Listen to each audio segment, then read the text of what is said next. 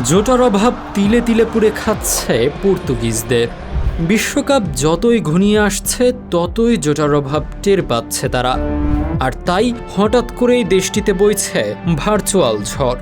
এতে চাপ ক্রমাগত বাড়ছে রোনালদোদের। পর্তুগালের ডিফেন্স লাইন খাতা কলমে বেশ মজবুত।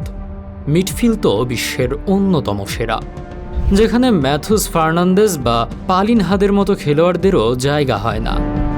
মূল সংকট দেখা দিয়েছে ফরওয়ার্ড লাইনে।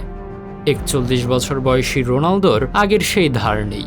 এই বয়সে এসে প্রতি ম্যাচে ক্লাস গোল বের করা বেশ কঠিন।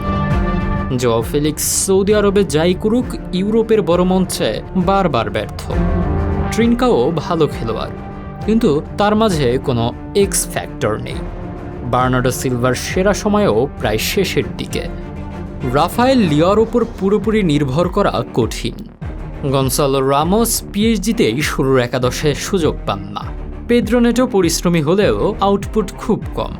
আর কনসেইসাও অভিজ্ঞতার দিক থেকে এখনও বেশ তরুণ। এত তারকার ভিড়ে যে মানুষটির অভাব সবচেয়ে বেশি অনুভূত হয়, তিনি হলেন দিয়াগো জোটা। মেসি স্টার্ট করা হোক কিংবা বেঞ্চ থেকে নেমে গোল করা, সব পরিস্থিতিতেই জোটা প্রস্তুত থাকতেন। নির্দিষ্ট কোনো পজিশন না থাকলেও দারুণভাবে মানিয়ে নিতেন। বিশ্বকাপে পর্তুগালের ফরওয়ার্ড লাইনে এই এক্স ফ্যাক্টরটাই এখন মিসিং। আর আপাতত জোটার কোনো বিকল্পও দলটির কাছে নেই।